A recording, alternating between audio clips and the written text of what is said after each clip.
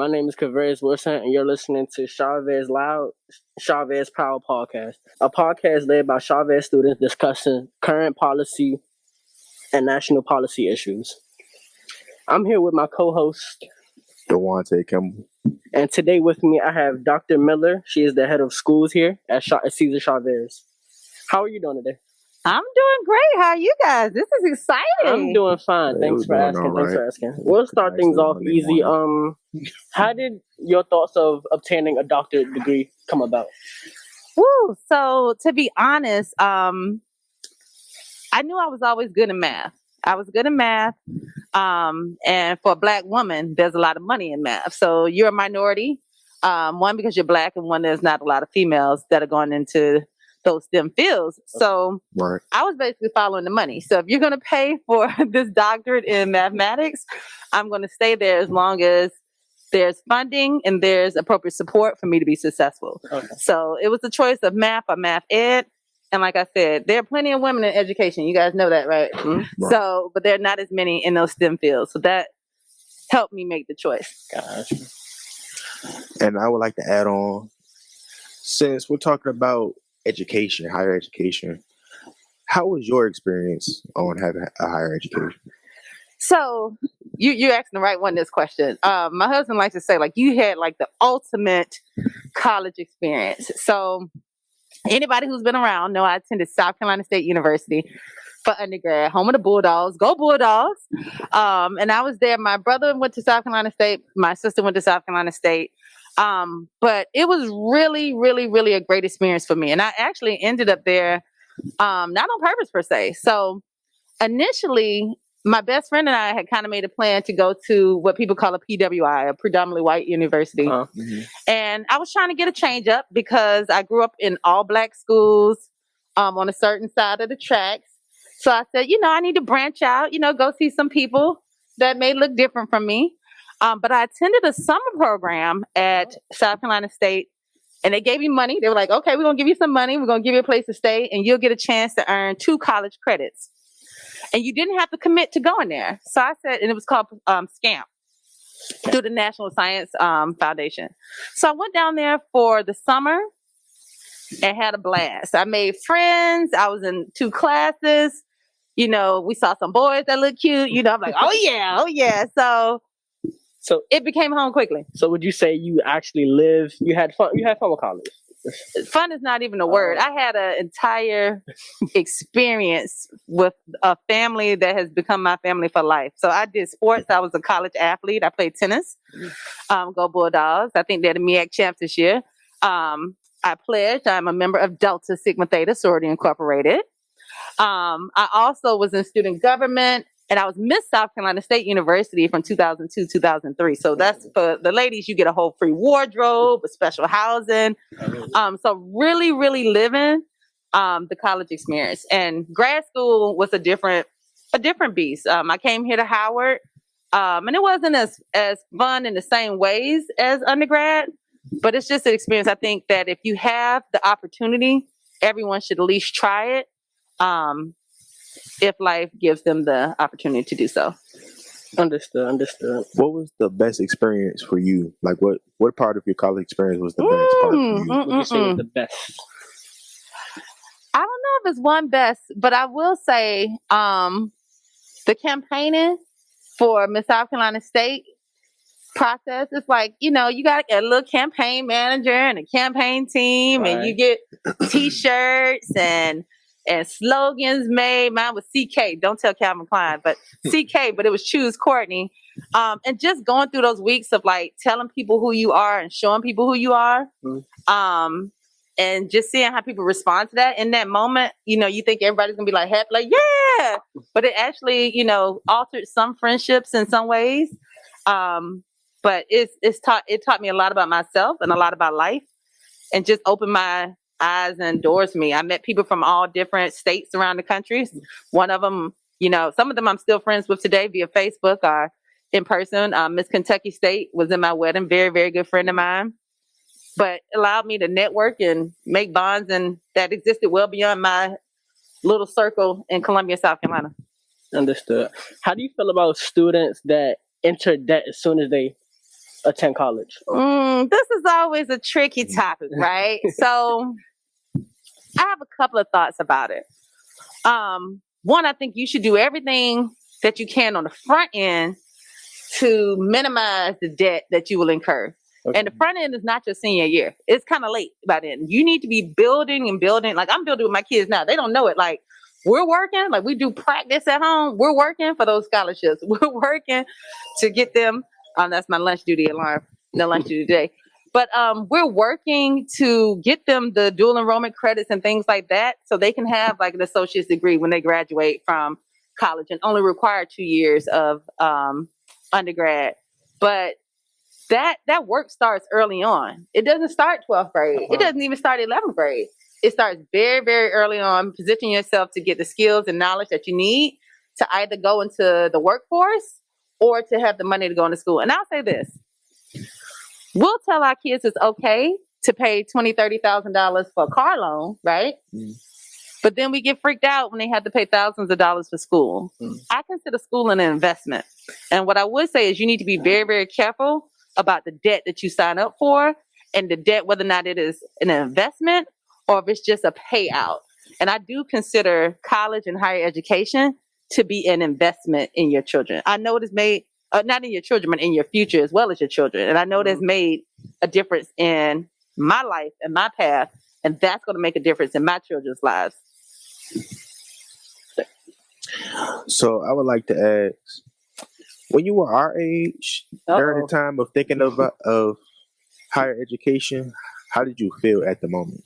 So you guys are what? How does it relate 17? to How old are y'all? 17. 17? I'm 16. 16. I got late birthday. No, that's okay. I was like you. My birthday is in November. So when I was y'all age, I really didn't even know. Like, I knew I was going to somebody's school. So my parents were like, listen, when you finish with high school, I hope they don't see this part. But they were like, when you finish with your high school, you gone. Like, I don't know if you're going to the military. I don't know if you're going to college, but you're gone. Like, we've done our 18 years. We've set you up to be independent. So make a choice and let us know what it's going to be. And I really wasn't G.I. Jane. So I said, I'm probably going to somebody's school. So I was really trying to work hard and be good at everything I did. I was an athlete. I played basketball and I played tennis and softball. I was a very good athlete. And I stayed in my books as well. So it was just like, I'm just going to try my best to do good at whatever I do. So I have multiple options. Because I did get athletic scholarships, and I played sports in college, but I wanted to have the option. I didn't want to have to ball in order to get paid to go to school. Was there any strategy you followed during this time? I mean, not really so much a strategy, but just a mindset of like, regardless of what everybody else is doing, you got to look out for you. Mm-hmm. And a lot of people, they don't always feel the same way. Sometimes you get a little shade from people because you're leaving home. Oh, she going to DC. Oh, she think, yeah, people may say, and I remember people saying like, oh, you changed. And I said, I'm supposed to change. If I'm still, they used to call me Bones because I was really skinny on the basketball team. But if I'm still Bones from 10th grade and I'm 18 and 19 and 20, then what do we say about something that's not growing? What do you say about a plant that doesn't grow? Yeah. It does, right? So everything should be growing and moving forward. So I just said, I have to do what's best for Courtney. And I have to do my best in any opportunity that I'm given.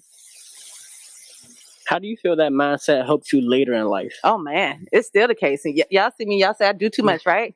In anything I do, I'm going to do the most. I'm going to do my best. Everything is a reflection and representation of me.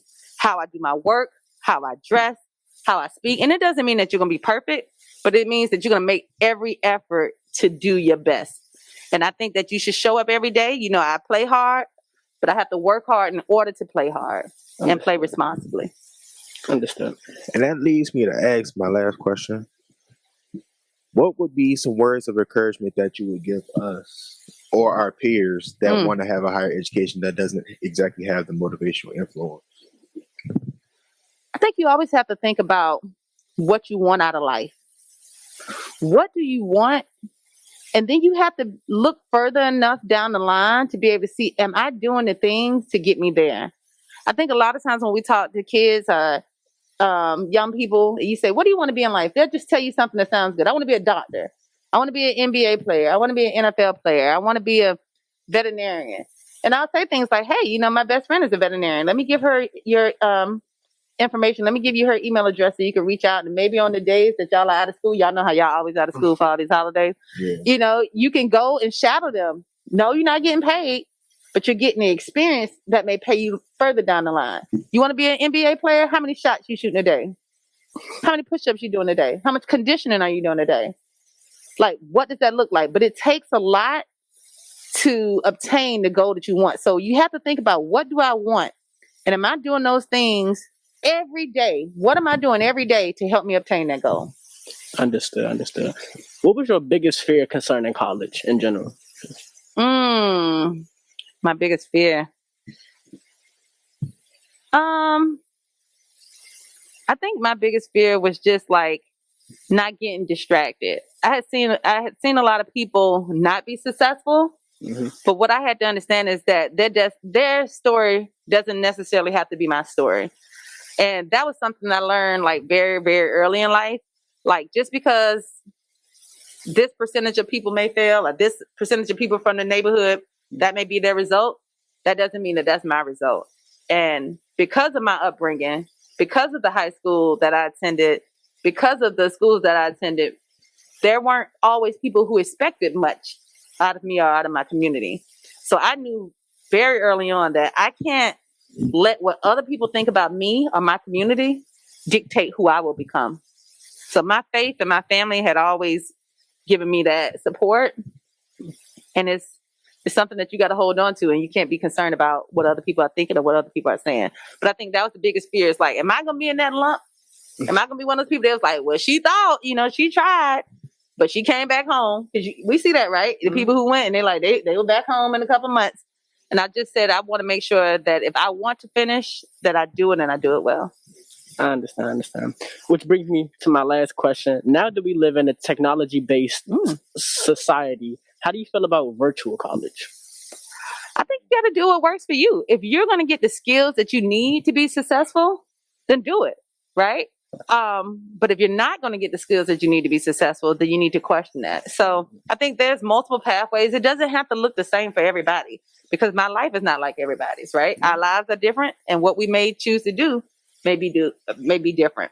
But it's all in, does it help you arrive at the goal that you want to achieve? So if virtual at that reputable college or university gives you the certifications and the access to what you want to do and what you need, go for it. But don't do it if you just think it's easy, right? If you just want it to be convenient. But if it helps you accomplish the goals that you want, go for it. Understand. Hey, may I ask, Yeah, you can ask whatever. I just tell them whether or not they got to delete it later. if you were in our situation of like doing virtual school back when you were in school, like, do you think that you would still be successful as you are today? Yeah, I don't know how virtual school would have worked for me. Because some people, some of our generation don't feel like virtual is the same experience as in school. Yeah, I mean, I don't think it's the same either as an adult, right? I think that the interactions, I mean, people are different. Like, I like to interact with people. I like to see people. A computer is a machine, right? And there are limitations. It's hard for you to read people's body language. It's hard for you to like embrace people, like give them, show that love. It's just like you see them on a screen. A lot of times communication is through email and text and digital, and you lose the tone, you lose the emotion and passion behind it. So, I mean, I see why it was necessary for the time that we used it, but my preference is to be in person and really engaging with kids. And we were in a different generation. Y'all like the social media and the texts and all the messages, but we are used to like talking to people and engaging with them. So I don't know. I mean, if we had to, I think we would have adjusted, but it was just a different time and space in life. Understood. I think I might have snoozed it. Sorry. This might be my last question, but what do you think is appropriate gift for someone's first year attending college? Ooh, no one ever returned money. So, I mean, I think it's what they need, right? When I had my college, what do they call it? Registry or whatever. I had stuff like a trunk and storage things and mirrors and shower caddies and things like that.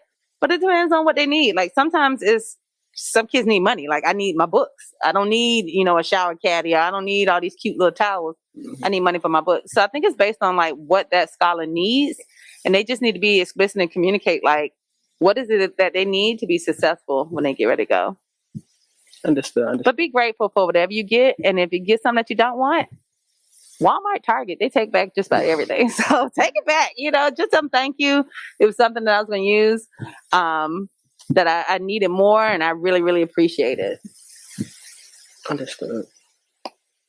This is really great. Thank you for your time. Yeah, Thank you guys. I love this. Y'all were asking some hard questions, boy. Thank you.